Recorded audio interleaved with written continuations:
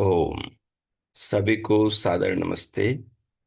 अंतर यात्रा सत्र की इस 8वीं कक्षा में आप सभी साधक साधिकाओं का हार्दिक स्वागत है। आइए इस कक्षा का शुभारंभ करें। अपने अपने स्थान पर सीधे होकर बैठेंगे। नेत्र बंद कर लें।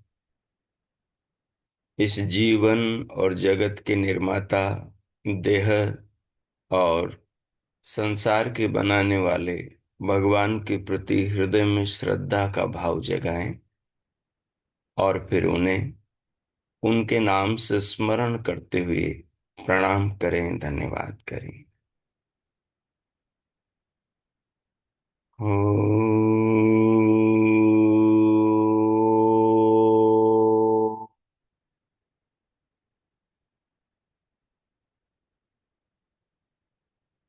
ओ,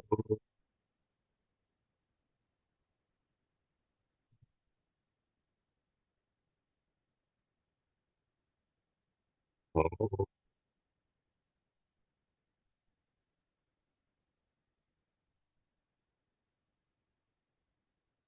ओम शांति शांति शांति। ओम।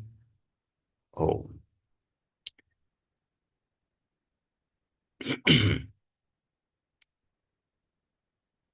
अंतर यात्रा सत्र की 8वीं कक्षा में आप सभी साधक साधिकाओं का हार्दिक स्वागत है। आज की कक्षा में हम विगत कक्षा के विषय के आगे की चर्चा करेंगे। पिछली कक्षा में मैंने आपके सामने एक दो विशेष बातें रखी थी कि जो संसार में मनुष्य के सामने दुखों की जो जड़ें हैं उन जड़ों को कैसे काटा जाए। और आपके सामने रखा था कि वो दुखों की जड़ें दो हैं, एक बाहर और एक भीतर। तो इन दोनों दुखों की जड़ों को हम कैसे काटें, इनसे कैसे ऊपर उठें, ये हमारी चर्चा का विषय था। उसमें हमने बहुत सारी बातें करी, तत्व ज्ञान पर बात करी और क्षमा पर बात करी कि हम आसपास के जो लोग हैं या संसार के जो मनुष्य या प्राणी हैं उनको यदि अपनी ओर से क्षमा कर दें क्षमा कर दें तो हम अंदर से बहुत सारी उथल पुथल से बच जाते हैं। फिर किसी के बारे में हमें सोचना नहीं पड़ता, किसी के बारे में हम परेशान नहीं होते, उसकी चर्चा किसी और से करने की जरूरत नहीं होती। कि जब हम क्षमा कर ही चुके हैं कि अब हमारा कोई प्रयोजन रहा ही नहीं, उसकी निंदा से, उसकी आलोचना से, उसको कहीं नीचा दिखाने से, दूसरों की नजरों में गिराने से, तो फिर क्या होता है कि वो जो उसके अनावश्यक चिंतन से हमारा समय व्यर्थ जा रहा था, हमारे संस्कार बिगड़ रहे थे, हमारा चित्त गलत संस्कारों से भर रहा था, सांसारिक इधर उधर की बातों से, सांसारिक विषय विकारों से हम उस क्लिष्ट वृत्ति, क्लिष्ट चिंतन, जो संसार के विषय विकारों में, राग द्वेष में, अविद्या में फंसाने वाला है, उससे जुड़े हुए थे, तो उससे छूट जाते। तो हमारा ये था कि हम सबसे पहले साधना के मार्ग पर क्षमा का दान संसार को दें। अगर हमने संसार को क्षमा का दान दे दिया तो ये सबसे बड़ी उपलब्धि है कि अब हमें किसी के बारे में सोचना नहीं है। किसी के बारे में सोच कर जो समय खराब करते थे, और वो सोचने से, विचार करने से जो टेंशन आती थी, और जो उस टेंशन से, उस विचार करने से, उसके ख्याल से जो हमारे अंदर राग और द्वेष के नए बीज बनते थे, नए विकार पैदा होते थे, नए संस्कार पड़ते थे, बनते थे, तो उन सब पतन के मार्ग से हमारा बचाव हो जाता है। पतन के मार्ग से हम बच जाते हैं। और वो जो समय था वो अब हमारे सृजन में लग जाता है। अब सृजन क्या है? तत्व ज्ञान। हमारे पिछली कक्षा क्या यही सार तत्व था कि एक तो दुखों की जड़ों को काटा जाए, और दुखों की जड़ें अंदर और बाहर हैं। बाहर की जड़ें क्षमा से कटेगी, और अंदर की जो जड़ें हैं वो तत्व ज्ञान से कटेगी। ठीक है। तो क्षमा के स्वरूप को आपने पीछे भी समझा, और क्षमा के स्वरूप को हम इस कक्षा में भी समझेंगे। जब क्षमा का स्वरूप हमारे समझ में आ जाएगा, तो अवश्य ही हम एक बहुत बड़े तूफान से, जो हमारे चित्त और मन में चलता रहता है, उसके कारण से हमारे जीवन में बड़ी उथल पुथल रहती है, उससे हम बच जाएंगे। उससे हम बच जाएंगे, है ना? तो हमें ये काम करना है। अब ये काम करने के लिए आपको अपने डायरी में लिखी हुई सूत्र के रूप में इन बातों को अपने ख्याल में रखना है। और जैसे 5 बार आप भगवान का स्मरण करते हैं, वैसे ही 5 बार ये भी स्मरण करना है कि मैंने संसार को क्षमा का दान दिया है। ठीक है जी। मैंने संसार के प्राणी मात्र को क्षमा का दान दे दिया है। कोई भी आपकी जिज्ञासा हो, इस संदर्भ में कोई शंका हो, तो वो बाद में आप पूछ सकते हैं, अपनी नोटबुक में लिख लीजिए। हमें संसार में शेष जीवन को साधना के रूप में जीना है, ईश्वर प्राप्ति के रूप में जीना है, आत्म उत्थान के लिए जीना है, आत्म उन्नति के लिए जीना है, अपने आप को जानने के लिए जीना है। तो अपने रास्ते में जो कंकट हैं, जो कांटे हैं, जो कंकर हैं, जो गड्ढे हैं, जिनके अंदर हम गिर सकते हैं, और उनमें से निकलना आसान नहीं, वो कैसे गड्ढे हैं? राग द्वेष काम क्रोध लोभ मोह द्वेष ईर्ष्या छल कपट आदि, इनके सब विकारों के पैदा करने वाले हैं। और वो गड्ढे कीचड़ के जैसे, जैसे कीचड़ में कोई आदमी निकलना चाहे, कोई जानवर निकलना चाहे, वो और नीचे चला जाता है, जितना हाथ पैर पार मारेगा उतना ही नीचे जाएगा। बस यही है कि आप राग द्वेष पूर्वक, राग द्वेष के द्वारा, किसी की निंदा आलोचना करने के द्वारा अगर सुलझना चाहें, उन लोगों से बाहर निकलना चाहें, उन मुसीबतों से बाहर निकलना चाहें, तो कोई मार्ग नहीं। आप किसी से राग द्वेष करके राग द्वेष से मुक्त नहीं हो सकते। आप क्षमा किए बिना संसार में लोगों के प्रति जो आपके अंदर बुरे भाव हैं, उन बुरे भावों से आप मुक्त नहीं हो सकते, भले ही किसी ने, सामने वाले ने आपके साथ में गलत किया हो, आपने नहीं किया हो, फिर भी आप उससे मुक्त नहीं हो सकते। इसलिए पहली चीज है कि जगत के प्राणी मात्र को क्षमा का दान दे दो। भाई, मुझे सबके बारे में सोचना, जीवन थोड़ा साख है, क्या पता ये यात्रा का कब सूर्यास्त हो जाए, क्या पता कौन सा दिन जीवन में आए ही नहीं, यही दिन अंतिम हो। हाँ। जिनके लोगों के बीच में है, न तो ये लोग दिखाई देंगे, न हमारा स्टेटस और हमारे कार बंगला कोठी ये सब दिखाई देंगे, न हमारी संसार में कमाई हुई इज्जत यश प्रतिष्ठा वो कहीं हमें दिखाई देगी। और न जिनसे हम प्रेम और बैर करते हैं वो हमें कहीं दिखाई देंगे। कोई दिखाई नहीं देगा। जिस दिन हमारी आंखें बंद हो गई, आत्मा शरीर से निकल गई, उस दिन जगत का कोई व्यक्ति आपको दोबारा नहीं मिलेगा। अगला इस जन्म में भी नहीं मिलेगा। पहचान ही नहीं पाओगे आप।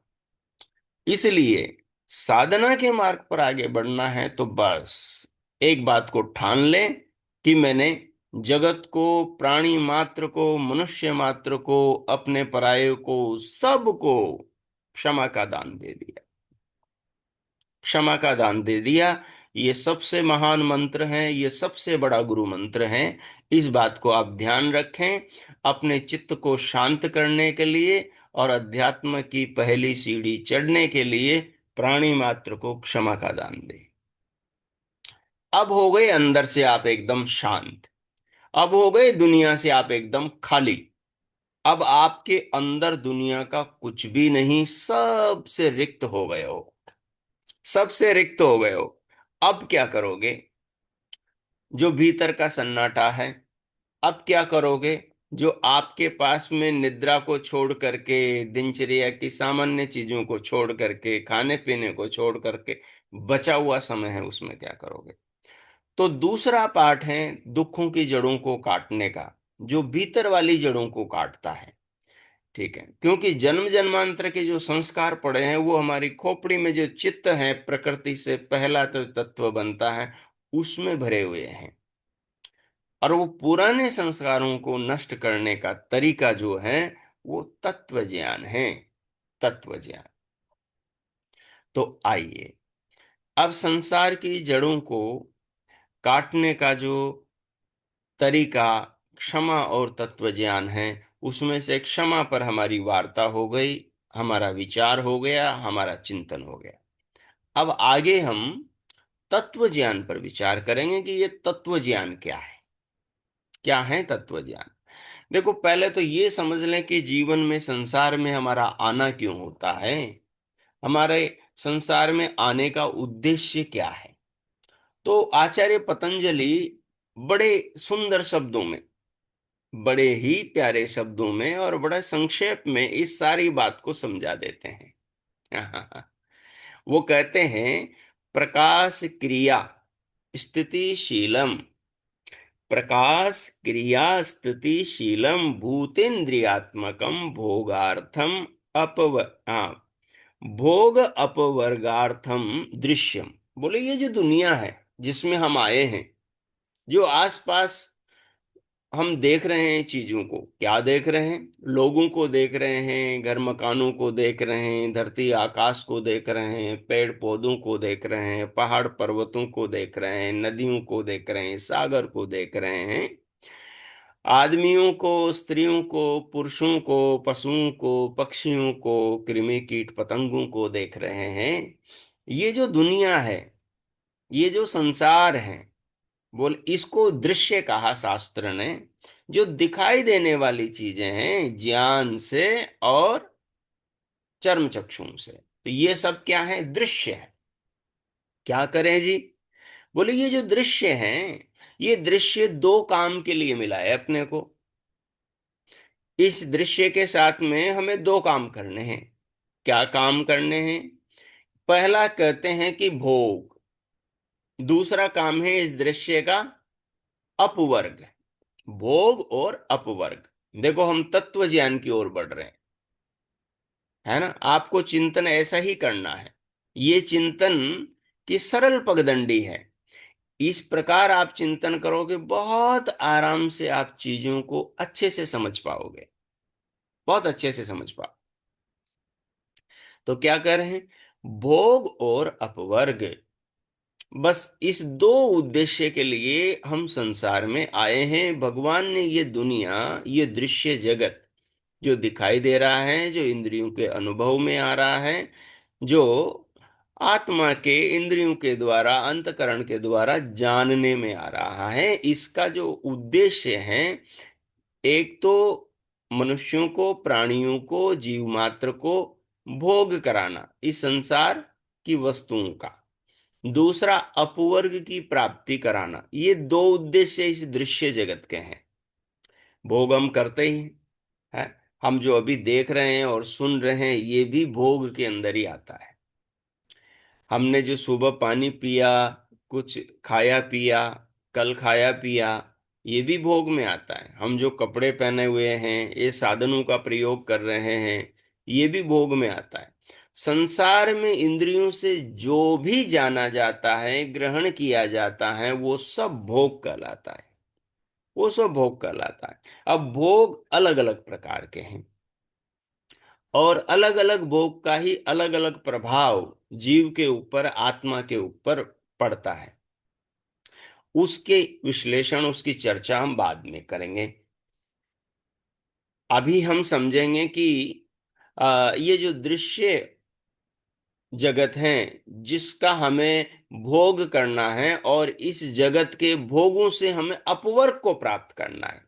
देखो, भोग हैं जब योग की दृष्टि से किए जाते हैं, जब भोग को ज्ञान पूर्वक, विवेक पूर्वक भोगा जाता है, तो ये भोग क्या करते हैं, व्यक्ति को योग की ओर ले जाते हैं। हाँ? भोगी को योगी बनाते हैं। कब? जब भोगों को विवेक पूर्वक भोगा जाता है, तो भोग बंधन नहीं, भोग सीढ़ियां बन जाते हैं। सीढ़ियां बन जाते हैं। जिसको हम सही जानते हैं, जिसको हम सही सही जानते हैं, उससे हम मुक्त हो जाते हैं। अगर हमने परमात्मा को सही जाना, तो परमात्मा से संबंधित जितनी अविद्या, अज्ञान है, वो सारा नष्ट हो जाएगा। भगवान का शुद्ध रूप हमारे सामने आ जाएगा। आत्मा को सही जान लिया, तो आत्मा से संबंधित जितना अज्ञान है सब नष्ट हो जाएगा। तो फिर हमें संसार के अंदर कोई दुख ही नहीं होगा, क्योंकि आत्मा चेतन है, निराकार, निर्विकार, सनातन, शाश्वत है। उसके लिए रोने धोने वाला कोई प्रश्न खड़ा नहीं होता। और उसके बाद में यदि हमने प्रकृति के सही स्वरूप को जान लिया, तो प्रकृति के लिए हम दिन रात मरेंगे नहीं, लड़ेंगे नहीं, झगड़ेंगे नहीं, छल कपट नहीं करेंगे, लोगों के साथ अनीति अन्याय नहीं करेंगे, उनके साथ में दुर्व्यवहार नहीं करेंगे। 2 नंबर के काम नहीं करेंगे। परिश्रम से जो उपार्जित धन है, उसी के अंदर अपना निर्वाह करेंगे। क्योंकि जब तक अंतकरण पवित्र नहीं होता, तब तक सत्य का सूर्य भीतर उदय नहीं होता, तब तक सत्य के सूर्य का प्रकाश नहीं बढ़ता। जितना बादल सूर्य के सामने रहेगा, उतना ही सूर्य के प्रकाश को धरती पर आने नहीं देगा। अगर बादल बहुत बढ़ गए, बादलों को संस्कृत में वृत्त कहते हैं, वृतासुर है ये, यानी प्रकाश को रोकने वाले हैं। बोले जब बादल बढ़ेंगे तो सूर्य का प्रकाश नीचे नहीं आएगा। ऐसे ही मनुष्य का अज्ञान बढ़ेगा, तो उसके अंदर ज्ञान के प्रकाश का उदय नहीं होगा, और ज्ञान के प्रकाश का उदय नहीं होगा, तो संसार की सब चीजों का वास्तविक बोध उसको नहीं होगा। उसको नहीं होगा। इसलिए क्या करना है, बड़ा स्पष्ट अपनी नोटबुक में आपको लिखना है कि तत्व ज्ञान ऊपर लिखेंगे, और उसके नीचे लिखेंगे तत्व ज्ञान के 3 पदार्थ हैं: आत्मा, परमात्मा और प्रकृति। इन 3 तत्वों के शुद्ध ज्ञान को ही तत्व ज्ञान कहते हैं। इन 3 तत्वों के शुद्ध ज्ञान को ही तत्व ज्ञान कहते हैं। आत्मा के, परमात्मा के और प्रकृति के शुद्ध ज्ञान को तत्व ज्ञान कहते हैं। एक बात हो गई। ये आंतरिक जगत के, अंतकरण के कारण जो, संस्कारों के कारण जो, अविद्या के कारण जो, आंतरिक संस्कारों के कारण जो बाहर हमें दुख मिलते हैं, उन दुखों को काटने की कैंची है, जिसका नाम तत्व ज्ञान है। तो देखिए, हमने अभी विचार किया कि ये जो प्रकाश क्रिया स्थिति शीलम भूतेन्द्रियात्मकम भोगार्थम, भोगार्थ अपवर्गार्थम, भोग अपवर्गार्थम दृश्यम, ये जो दृश्य जगत है ये दो काम के लिए हैं, एक तो भोग के लिए और एक अपवर्ग की मुक्ति की मोक्ष की प्राप्ति के लिए। तो भोग तो हमें सीधे सीधे समझ में आ ही रहे हैं कि भोग किसे कहते हैं। अब इसके बाद में रही बात कि अपवर्ग किसे कहते हैं। अपवर्ग कहते हैं मुक्ति को, अपवर्ग कहते हैं मोक्ष को, जहां पर किसी प्रकार का दुख नहीं होता, जहां पर किसी प्रकार की भटकन नहीं होती, जहां पर विकार नहीं होता, परिवर्तन नहीं होता, जहां पर स्थिरता रहती है, सुख शाश्वत रूप में रहता है, यानी परिवर्तित नहीं होता। अभी हमने खीर खाई, थोड़ी देर बाद में सुख खत्म। अभी हमने कपड़े पहने, थोड़ी देर बाद में सुख खत्म। अभी हमने कोई नई चीज ली, थोड़ी देर तक सुख है, उसके बाद में सुख खत्म। अभी हम नए व्यक्ति से मिले, ठीक है, कुछ दिन तक उससे मिलकर उसके साथ में जीवन जीते हुए सुख, और उसके बाद में जब वो पुराना हो गया, उसके सारे गुण हमने जान लिए, अब दोष दिखाई देने लगे हैं, क्योंकि संसार में हर प्राणी में कुछ दोष हैं, कुछ गुण हैं। तो फिर तकलीफ शुरू। ये संसार की स्थिति। तो संसार के जितने भी भोग हैं उनमें विकार है। विकार का मतलब वो आज अच्छे हैं कल बुरे हैं, वो आज सुंदर हैं कल बदसूरत हैं, वो आज नए हैं कल पुराने हैं, वो आज अनुकूल हैं कल प्रतिकूल हैं। हाँ? अपना जो शरीर है आज अनुकूल है कल प्रतिकूल हो जाएगा। हाँ, एक्सीडेंट हो जाता है, हड्डी टूट जाती है, कल तक अनुकूल थी, अब वही हड्डी दुख देने लगती है, नहीं जुड़ती वैसी। आंखें हैं आज दुनिया दिखा रही है, और कल को आंखों पे चश्मा लग जाएगा और यही दुख देने लगेंगी, दिखाई नहीं देगी इनसे। और कान हैं आज बढ़िया सुनाई देता है इनसे, कल को धीरे धीरे पुराने होंगे, यही दुख देने लगेंगे। हाँ, तो जो भी है आपके अंदर शरीर में जो पाचन क्रिया है, आज सब कुछ पचा लेती हैं, सुख दे रही है, कल वही खराब हो जाएगी, पुरानी हो जाएगी। हाँ, आंतें पुरानी होंगी, लीवर पुराना होगा, आमाशय पुराना होगा, किडनी पुरानी होंगी, गुर्दे पुराने होंगे, फेफड़े पुराने होंगे, सब पुराने होंगे। जो जो पुराना होगा वो दुख देगा। ये संसार की वास्तविक स्थिति है, यथार्थता है। तो इस यथार्थता को हम एक वाक्य से बांध लें, एक वाक्य से बांध लें। हाँ? क्योंकि संसार में जिस जिसको विवेक होगा उस उसको संसार में दुख की अनुभूति होगी। इसलिए ऋषियों ने इस बात को अनुभव करके कहा। क्या कहा? कि विवेकी व्यक्ति के लिए तो संसार में कहीं भी चला जाए कोई दुख नहीं, उसके लिए तो कोई सुख नहीं, उसके लिए तो दुख ही दुख है, दुख ही दुख है। इसलिए क्या कहा? हेयम दुखम अनागतम, ये जो संसार है ये संसार त्याज्य है, जो आने वाला है, अनागतम जो आया नहीं है। भाई जो दुख भोग लिया वो तो भोग लिया, और जो भोग रहे हैं वो भी, उसको तो हम टाल ही नहीं सकते, वर्तमान में जो भोग रहे हैं। हाँ, लेकिन जो आने वाला दुख है, आज नहीं, कल आएगा, परसों आएगा, है, 5 साल, 2 साल, 1.5 साल, महीना, आज परसों तरसों, आगे जो आने वाला है भविष्य में, उस दुख से हम बच सकते हैं। कैसे बच सकते हैं? हाँ? बाहर के कुछ दुखों से बचने के लिए तो हमने एक संकल्प ले लिया कि जैसे भगवान को 5 बार स्मरण करते हैं, वैसे ही आज से हम स्मरण करेंगे क्षमा को, कि भाई हम क्षमा कर चुके संसार के सब प्राणियों को, सब जीवों को। अब किसी से कोई बदला नहीं लेना, किसी के बारे में बुरा नहीं सोचना, किसी की लकीर को छोटी करने की कोशिश नहीं करना, छोड़ दो सबको, है ना।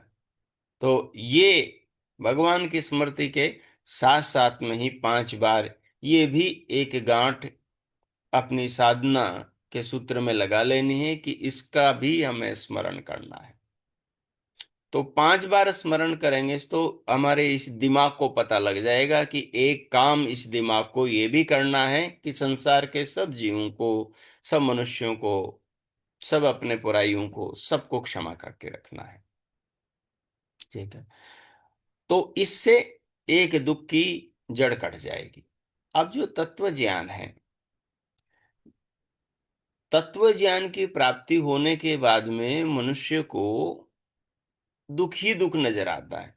आप कहेंगे फिर तत्व ज्ञान क्यों करा रहे हो हमें, जब दुख ही दुख नजर आना है तो।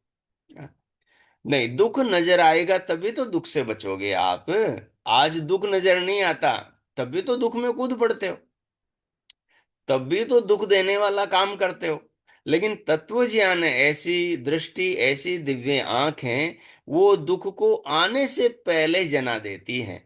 इसलिए कहा, हेयम दुखम अनागतम, जो आने वाला दुख है, उस आने वाले दुख से योगी लोग बचते हैं। भोगी लोग नहीं बच पाते, क्योंकि भोगियों के पास में तत्व ज्ञान नहीं है। तत्व ज्ञान आने वाले दुख से व्यक्ति को बचाता है। और तत्व ज्ञान आने वाले दुख से बचाता है, यानी कि उसको ऐसी दृष्टि दे देता है कि कहां कहां से दुख होगा, उसको वो जान लेता है। तो उस दृष्टि के कारण से, उस ज्ञान विवेक समझ के कारण से वो दुख देने वाले काम को करता ही नहीं। जैसे आज हमने समझ लिया कि राग द्वेष दुख देने वाले हैं, ईर्ष्या छल कपट दुख देने वाले हैं, किसी व्यक्ति की आलोचना निंदा उसके बारे में सोचने से संस्कार खराब होने वाले हैं। और एक संस्कार खराब हुआ, वो खराब संस्कार दूसरे संस्कार को खराब करेगा, वो दो खराब संस्कार तीसरे नए संस्कार को खराब करेंगे। और वो दिमाग में पड़े हुए 20 30 50 या अपने पराये लोगों के प्रति नकारात्मक जो भावना है, वो और नकारात्मक भावनाओं को पैदा करेगी। तो इसलिए दुख से दुख बढ़ता चला जाएगा। तो क्या करना है? लेकिन तत्व ज्ञान क्या करेगा? क्षमा करना सिखाएगा कि संसार के हर इंसान में कमी होती है, और ये जीवन नश्वर है, आज है कल नहीं है। और इस जीवन को सुधारने का मौका केवल इस मनुष्य जन्म में है। ये मनुष्य जन्म हाथ से गया, उसके बाद में जीवन सुधारने का मौका भी हाथ से चला गया।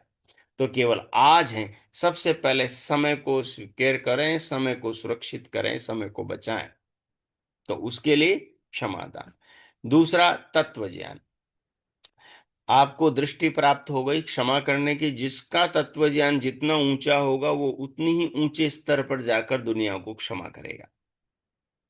अब इसके बाद में आते हैं हम कि अब हमें जगत को समझना है, जीवन को समझना है, ईश्वर को समझना है। कुछ हमने पिछली कक्षाओं में ईश्वर के स्वरूप को समझा।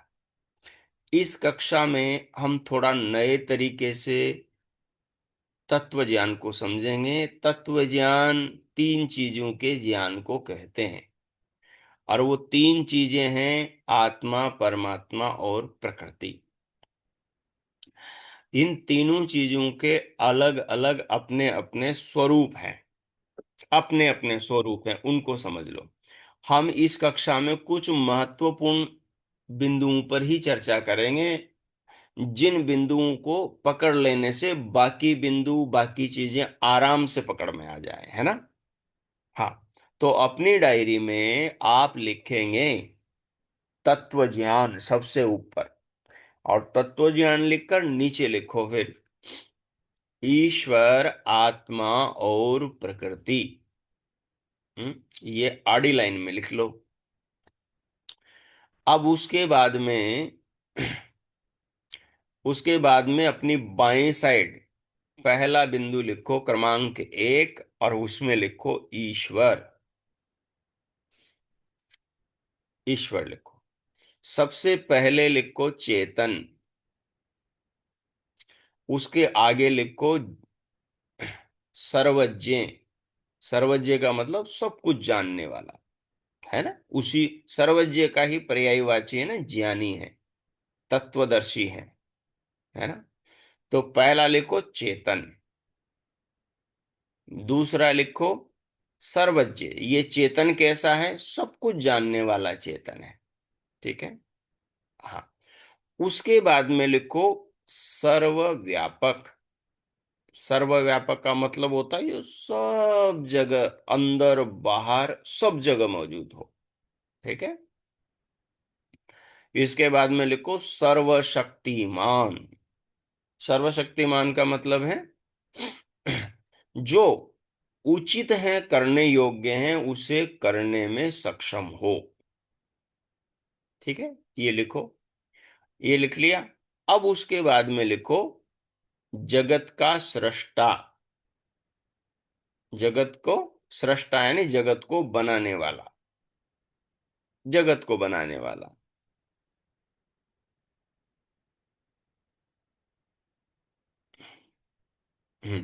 अब आगे लिखो अदृश्य और अभोक्ता। अदृश्य का मतलब जगत की तरह दिखाई न देने वाला, इन आंखों से दिखाई न देने वाला, अदृश्य लिखो। और फिर लिखो अभोक्ता, यानी भोग नहीं करने वाला। वो भोग नहीं करता। जैसे हम करते हैं ना भोग, दिन रात प्रकृति का, प्रकृति से बनी वस्तुओं का, ऐसे भगवान भोग नहीं करता। ये जो लोग भोग चढ़ाते हैं ना कि हम तो भगवान को भोग चढ़ा रहे हैं मंदिर में, हाँ, ये सब भोग गलत हैं, झूठे हैं। वास्तव में भगवान कोई भोग नहीं करते। हाँ। लोग कहते हैं भगवान तो भावना के भूखे हैं। भगवान भावना के भी भूखे नहीं। हाँ। उनके अंदर कोई विकार नहीं आता, इसलिए उनको निर्विकार कहते हैं। लिख लो निर्विकार। हम्म। अब ये इतने सारे बिंदु हो गए ना भगवान के स्वरूप के। बस आपको जब भी आप अपने 5 बार ध्यान करोगे ना, तो 5 बार ध्यान में बस केवल इन पर एक बार दृष्टि डाल लेना आप। तो उससे आपके दिमाग को पता लग जाएगा कि ईश्वर कैसा है। ठीक है ना जी। अब आ जाओ आत्मा के ऊपर। तो क्रमांक 2 लिखो और फिर आगे लिखो। आत्मा के बारे में लिखो। सबसे पहला शब्द है चेतन। अब परमात्मा में हमने सर्वज्ञ लिखा था ना, तो यहां लिख दो अल्पज्ञ। ये आत्मा है ना, परमात्मा की तरह सब जानने वाला नहीं है, ये अल्पज्ञ है। अब दूसरे जगह लिखा था ना हमने सर्वव्यापक, है ना। तो ये आत्मा क्या है? सर्वव्यापक नहीं है, ये व्याप्य है। व्याप्य का मतलब परमात्मा में एक देशी है। तो इसको लिखो आप अणु व्याप्य। अणु का मतलब एक देशी, चाहे एक देशी ब्रैकेट में लिख लो। अणु ब्रैकेट में एक देशी और व्याप्य। व्याप्य का मतलब परमात्मा में रहने वाला, है ना। हम तत्व ज्ञान की परिभाषा समझ रहे हैं। तत्व ज्ञान क्या है उसकी ओर बढ़ रहे हैं।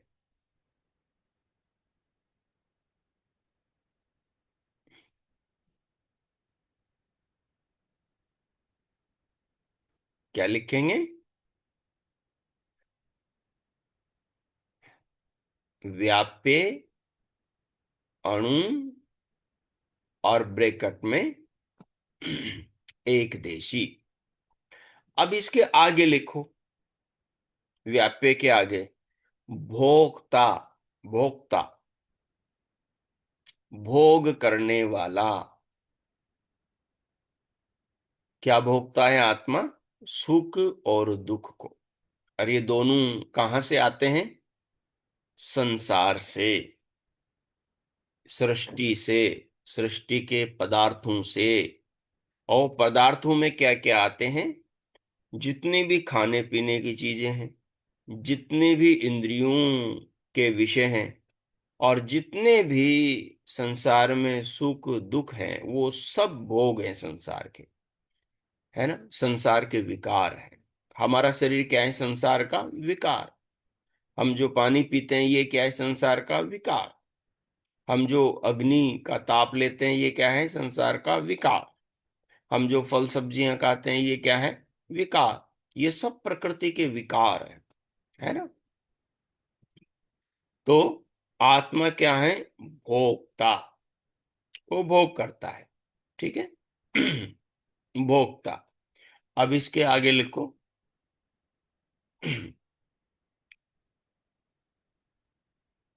जन्म मरण ने, जन्म मरण में आने वाला। जन्म मरण में आने वाला, ठीक है।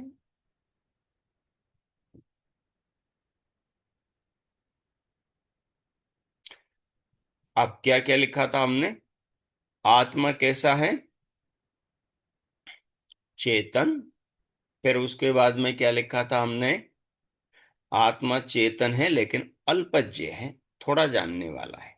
फिर हमने लिखा था कि अणु है, एक देशी है।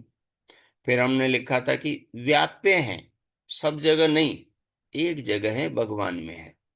फिर हमने लिखा था कि ये कैसा है, ये भोक्ता है। फिर हमने लिखा था कि जन्म मरण लेने वाला है, आने वाला है जन्म मरण में। अब आगे लिखो, ये आत्मा जन्म मरण लेने वाला तो है, इनमें आने वाला तो है, ठीक है। लेकिन ये आ, नहीं, अभी इसको नहीं लिखेंगे, आगे जो लिखवाऊंगा वो प्रकृति के बाद में लिखवाऊंगा आपको। अब नीचे तीसरे बिंदु पे आ जाओ। तीसरे बिंदु पर आगे लिखो प्रकृति। अब सबसे पहले लिखो अचेतन। अचेतन, बीच में थोड़ी जगह छोड़ देना। मतलब जैसे ईश्वर के बाद में लिखा, ईश्वर लिखा था, ईश्वर का स्वरूप लिखा था, उसके बाद में थोड़ी जगह छोड़ के प्रकृति, आत्मा। फिर आत्मा के बाद थोड़ी जगह छोड़ करके फिर उसके बाद में प्रकृति। तो प्रकृति में सबसे पहला बिंदु लिखो आप, अचेतन। परमात्मा चेतन था, ज्ञानी था। जीवात्मा चेतन था, अल्प जानने वाला था। प्रकृति चेतन है ही नहीं, उसके पास अपना ज्ञान है ही नहीं, उसमें चेतना है ही नहीं। वो अचेतन है। अचेतन को समझने के लिए ब्रैकेट में चाहे तो आप निर्जीव लिख लो, या अचेतन के आगे पहले जड़ लिखो, तो इससे अचेतन समझ में आ जाएगा। अचेतन का मतलब जड़। अब इस जड़ के बाद में फिर आगे लिखो, ब्रैकेट में लिखो या बराबर लगा के लिख लो। जड़ का मतलब है, जड़ का मतलब है अज्ञे, मतलब जो कुछ जानती नहीं। निर्जीव लिख लो, जिसमें ज्ञान नहीं। या अज्ञे का मतलब होता है अज्ञे, यानी कुछ नहीं जानने वाला। और ज्ञ का मतलब होता है जानने वाला। परमात्मा कैसा ज्ञ है, सर्वज्ञ, सब कुछ जानने वाला। आत्मा कैसा ज्ञ है, अल्पज्ञ, अल्प जानने वाला। प्रकृति को लिख लो, हाँ, अज्ञ, कुछ भी नहीं जानने वाली, है ना, जड़ हो जाए, ठीक है। अब आगे लिखो, प्रकृति को लिखो भोग्य। भोग्य यानी भोगने योग्य, जिसका भोग किया जाता है। हम सब जो दिखाई दे रहे हैं ना एक दूसरे को, ये जो हमारे शरीर हैं, ये सब प्रकृति के भोग्य पदार्थ हैं। इन्हीं को भोग्य पदार्थ कहते हैं। तो प्रकृति कैसी है, भोग्य। फिर आगे लिखो, ये भोग्य बनने के लिए कैसे आती है, तो कहा, लिखो अ, परिवर्तनशील। ये भोग्य तब बनती हैं जब इसमें परिवर्तन हो, और ये स्वभाव से परिवर्तनशील है, यानी इसका स्वभाव ही परिवर्तित होने वाला है।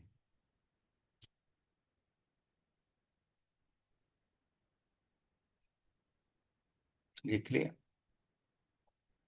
परिवर्तनशील लिख दिया। अब इसी को सरल शब्द में संस्कृत निष्ठ वाक्य में परिणामी भी लिख सकते हैं आप, परिणामी।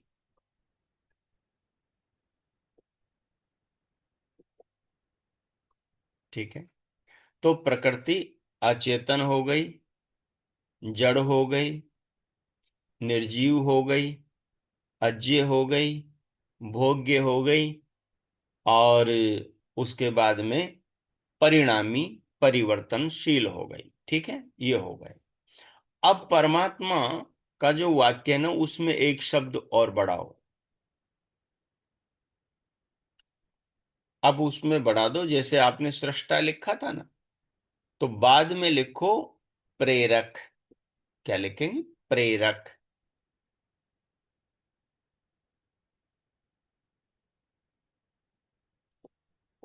ये परमात्मा किसका प्रेरक है, इस बात को हम आगे समझेंगे।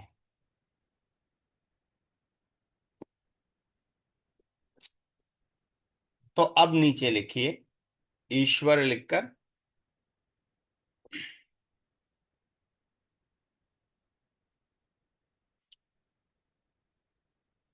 प्रकृति को, प्रकृति किसको कहते हैं, को के आगे कोष्टक में लिखिए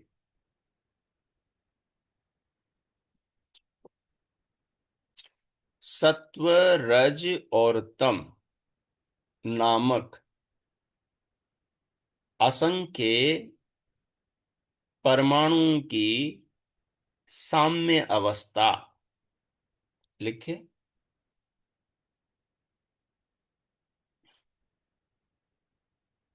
सत्व, रजस, तमस नामक परमाणुओं की, ये परमाणुओं की मतलब अनंत परमाणुओं की साम्य अवस्था। साम्य अवस्था के बाद में फिर ब्रैकेट में लिखे साम्य अवस्था को लिखिए स्वरूप अवस्था। स्वरूप अवस्था। अभी स्वरूप अवस्था को समझ लीजिए। स्वरूप अवस्था का मतलब है अपने अपने स्वरूप में रहना, अपने अपने स्वरूप में रहना, अपने आप में रहना स्वरूप अवस्था है। अब ये स्वरूप अवस्था को समझने के लिए विरूप अवस्था को समझिए। दूसरी अवस्था है विरूप। विरूप के यानी अपने आप में न रहना, अपने घर में न रहना, अपनी सीमा में न रहना, दूसरे की सीमा में घुस जाना, दूसरे से जाकर मिल जाना, दूसरे से जुड़ जाना, दूसरे में घुल मिल जाना, ये क्या है? विरूप अवस्था। एक तरफ दूध है, एक तरफ शक्कर है। शक्कर अभी शक्कर में है तो वो स्वरूप अवस्था है शक्कर की, ऐसे समझ सकते हो मोटे रूप में। और दूध अभी अपने आप में है तो दूध अपने स्वरूप अवस्था में। अब ये जो शक्कर है ये दूध में गिरा दी जाए तो ये शक्कर की हो गई विरूप अवस्था। अब शक्कर उस रूप में नहीं रही, अब वो दूध में मिलकर दूध में व्याप्त हो गई, गुम हो गई। ये है आपकी शक्कर की विरूप अवस्था। और दूध अब शुद्ध दूध नहीं रहा, वो शक्कर में मिलकर मीठा हो गया, तो ये है दूध क्या? विरूप अवस्था दूध की। लाल रंग और पीला रंग दोनों अपने आप में स्वरूप अवस्था में है, लेकिन जब लाल को और पीले को दोनों को मिला दिया तो तीसरा रंग पैदा हो गया। ये तीसरा रंग है इन दोनों की विरूप अवस्था। अब आगे की बात आपको सरलता से समझ में आ जाएगी। आगे की बात ये है, प्रकृति के तीन जो परमाणु हैं, सत्वगुण, रजोगुण और तमोगुण, ये संख्या में है अनंत। अनंत का मतलब इनको हम नहीं गिन सकते। तो जब ये अपने आप में रहते हैं एक दूसरे से अलग रहते हैं, अपने अपने स्वरूप में रहते हैं, पृथक रहते हैं, तो ये सब कहलाते हैं स्वरूप अवस्था। इनकी ये स्थिति को कहते हैं स्वरूप अवस्था। और ये स्वरूप अवस्था को ही प्रकृति कहते हैं। जब ये अपने आप में रहते हैं, सत्व सत्व में रहेगा, रज रज में रहेगा, तम तम में रहेगा, तो फिर ये सत्व अवस्था कहलाएगी, फिर इनकी ये साम्य अवस्था कहलाएगी, फिर ये प्रकृति कहलाएगी। और जब ये परमाणु एक दूसरे से मिलने लगते हैं, ये कब मिलते हैं? ये अपने आप नहीं मिलते, क्योंकि ये जड़ है। ये जड़ हैं। जड़ का मतलब है इनको उठाओगे तो उठेंगे, मिलाओगे तो मिलेंगे, ये इसको दूर ले जाओगे तो दूर जाएंगे। अपने आप इनमें कुछ नहीं होता, अपने आप कुछ नहीं होता, इनका अपना स्वभाव है। लेकिन उस स्वभाव का जब कोई प्रयोग करता है तभी वो काम आता है। नहीं तो ये अपने स्वभाव में पड़े रहते हैं, बेचारे निर्जीव हैं, जड़ हैं, अचेतन हैं, इस कारण से। ठीक है। जब परमात्मा ज्ञान पूर्वक इन परमाणुओं में प्रेरणा करता है, कैसे करता है परमात्मा? ज्ञान पूर्वक प्रेरणा करता है। प्रेरणा का मतलब होता है ज्ञान पूर्वक इनको गति देता है। गति का मतलब होता है ज्ञान पूर्वक आगे की चीज बनाने के लिए इनको मिलाता है एक दूसरे से। तो ये एक दूसरे से मिलाना, ये इन परमाणुओं की प्रकृति के तीनों गुणों की विरूप अवस्था है। और इस विरूप अवस्था को ही सृष्टि प्रक्रिया कहते हैं, मतलब सृजन प्रक्रिया कहते हैं। आप सृजन प्रक्रिया लिख लो, सृजन प्रक्रिया लिख लो। सृष्टि की साम्य अवस्था परमाणु का अपने आप में रहना। ठीक है। प्रकृति रूप सृष्टि की साम्य अवस्था है, स्वरूप अवस्था है। और सृष्टि की विरूप अवस्था, सृष्टि की विरूप अवस्था क्या है? जिस अवस्था में वो अभी है। तो इस विरूप अवस्था में वो कैसे आती है? परमाणुओं के आपस में मिलने से। परमात्मा के द्वारा ज्ञान पूर्वक इन परमाणुओं को आपस में मिला करके इस जगत को, दुनिया को, सब चीजों को बनाना जब शुरू होता है तो उसको कहते हैं सृष्टि सृजन। और जब ये बनता रहता है, बिगड़ता रहता है, तो उसको कहते हैं संसार, जगत या सृष्टि, प्रकृति की विकृति। तो ये जगत क्या है? प्रकृति की विकृति। अब प्रकृति की विकृति कैसे होती है, अब ये सुनो, क्योंकि तत्व ज्ञान की ओर बढ़ रहे हैं हम।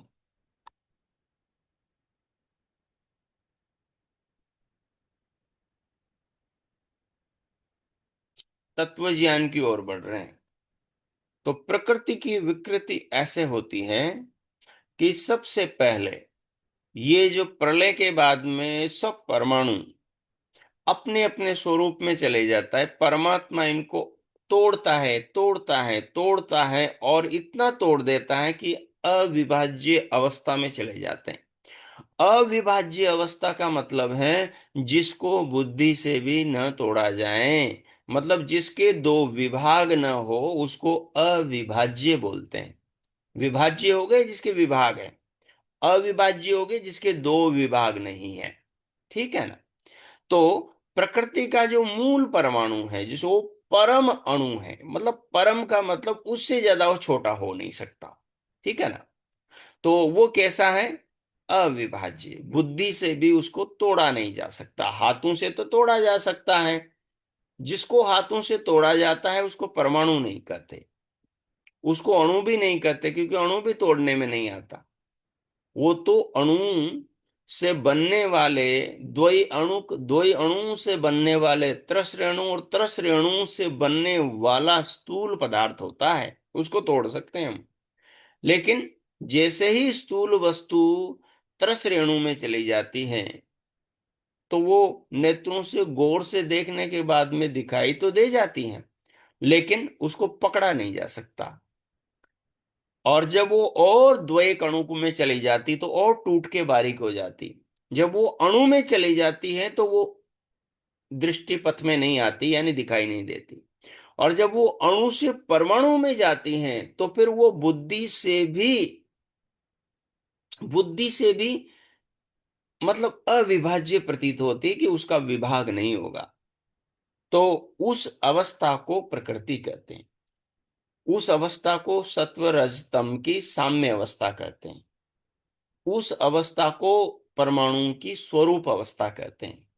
तो जब ये सारे परमाणु अपने स्वरूप अवस्था में परमात्मा की प्रेरणा से प्रलय के बाद में चले जाते हैं, फिर उसके बाद में भगवान ज्ञान पूर्वक अपनी शक्ति से ज्ञान पूर्वक इन परमाणुओं को प्रेरणा देता है। जैसे आप ज्ञान पूर्वक दो चीजों को मिला करके तीसरी चीज बना देते हैं। ज्ञान पूर्वक दर्जी कपड़े को काट करके उससे कुर्ता पजामा सलवार सूट फिरोक नई नई चीजें बना देता है।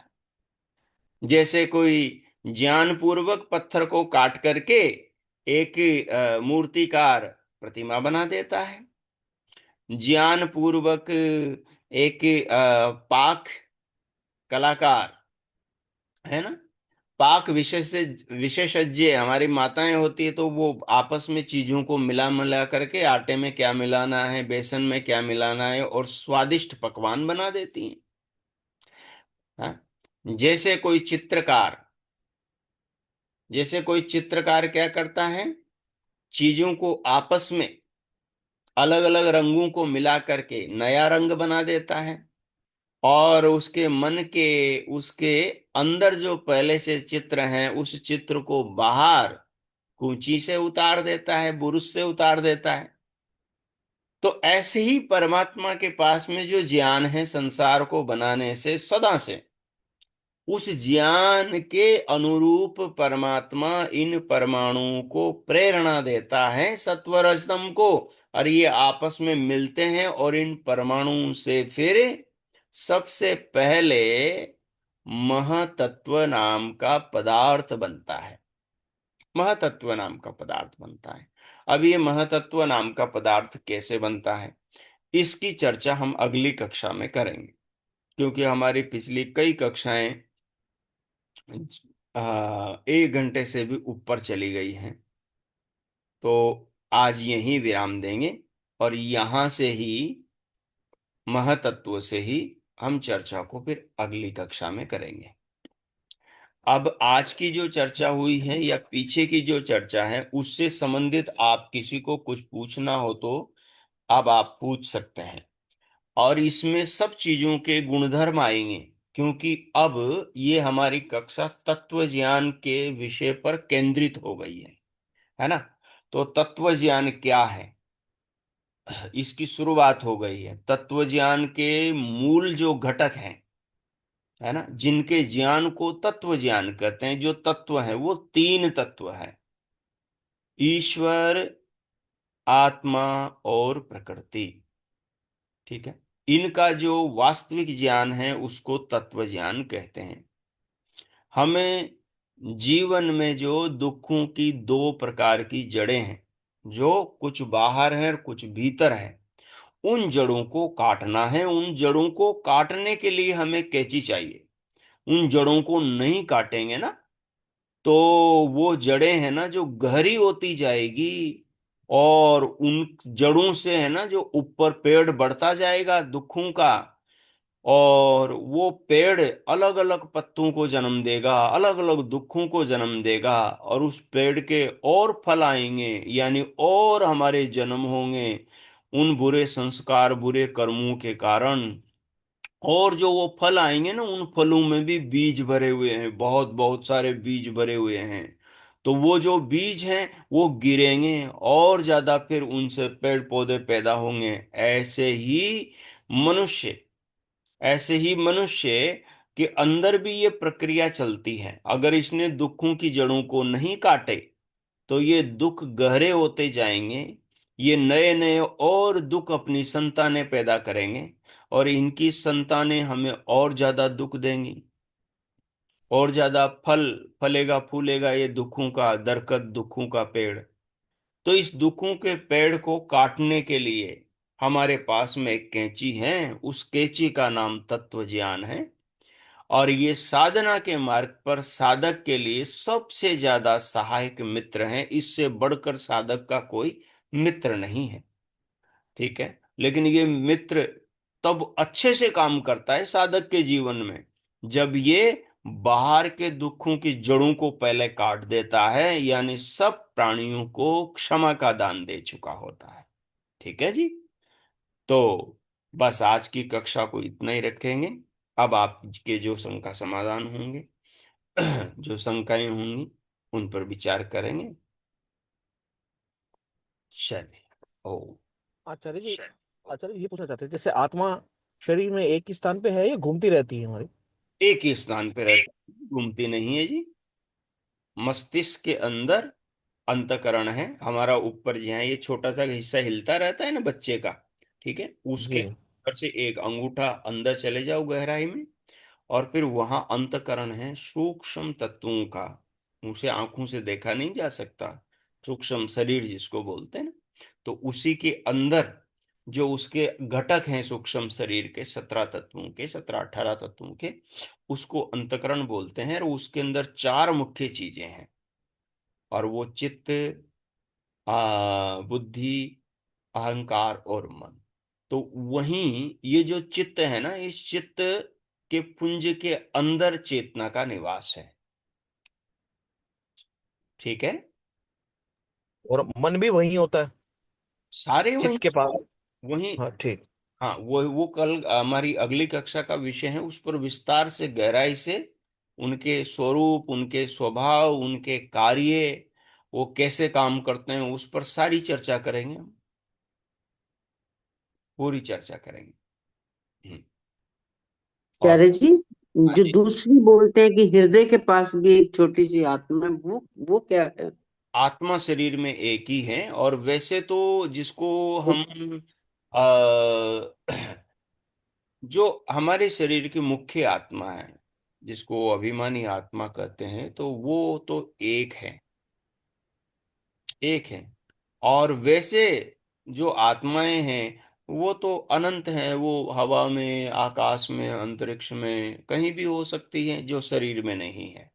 मतलब जो शरीरधारी आत्माएं नहीं है, उनको हम देख नहीं सकते और उनको कोई रोक भी नहीं सकता। रोक नहीं सकता मतलब कोई दीवार नहीं जो उनको रोक सके, वो तो कहीं भी हो सकती है।